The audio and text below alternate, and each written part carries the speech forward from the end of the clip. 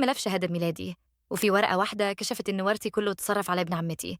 لكن الصدمة الحقيقية كانت لما هو نفسه وقف في المحكمة وشهد ضد أهله. قصتي بدأت من وأنا عندي 3 سنين، لما بابا وماما توفوا وسابوا لي ورث. مش ثروة مهولة، بس مبلغ محترم متشال لي في البنك لحد ما أتم 18 سنة. بس كان تحت وصاية عمتي وجوزها. عمتي وجوزها مسكوا الشغلانة دي، بس رموا الأمانة ورا ظهرهم. أخدوني أعيش معاهم، وبعدها بسنة ونص جابوا ابنهم محمود. ومن اللحظة دي أنا بقيت بالنسبة لهم حتة كرسي في البيت ملوش قيمة. محمود يقولوا مدرسين خصوصيين، وبقى عنده عربية وهو عنده 18 سنة. ولما أنا أطلب يكون العذر جاهز، وأنا طبعا صدقتهم. أصل طفلة وهتصدق مين غير الناس اللي ربوها. عرفت الحقيقة وأنا عندي 24 سنة، كنت محتاجة شهادة ميلادي. عمتي أدتني ملف وكان في ورق زيادة هي أكيد ما كانتش تقصد إني أشوفه. تحت شهادة الميلاد كان في كشف حساب للبنك، كشف بالرصيد الأصلي والمسحوبات اللي اتسحبت منه. جامعة محمود الخاصة 4 سنين مدفوعة بالكامل من فلوسي. حتى العربية مكتوب على إنها مصاريف تعليمية. تقريبا المبلغ كله اتصرف على ابنهم. ومن مين؟ من الناس اللي المفروض يحافظوا على الفلوس دي ليا.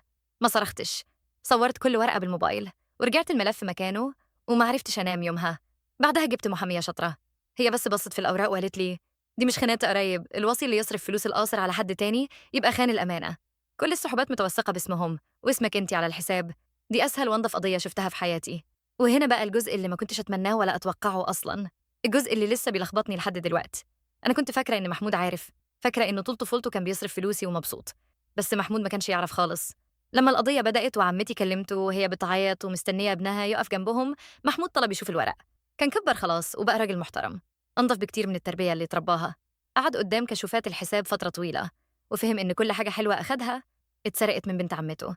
كلمني بعد ما كان بقالنا سنتين ما بنتكلمش، قال لي والله ما كنت أعرف، قولي لي محتاجة إيه وأنا أعمله. واللي عمله إنه رفض يكون درع ليهم. حاولوا يخلوا محمود يقول إن الفلوس دي كانت هدية، والكل كان موافق.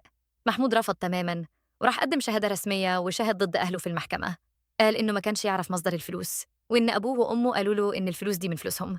قعد في المحكمة وقال الحقيقة كاملة عن الناس اللي ميزوه وفضلوه، وهو عارف إن الشهادة دي هتخليه يخسر أهله.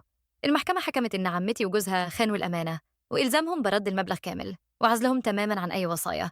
وده طبعاً كان مجرد إجراء شكلي لأني كبرت خلاص. عمتي وجوزها أخدوا الجزاء اللي يستاهلوه واتبروا من محمود في نفس الأسبوع. بس محمود قال لي إن ده ثمن عادل. إحنا رجعنا إخوات تاني، 2 اكتشفوا في نفس الوقت إنهم اتخدعوا، بس كل واحد من ناحية.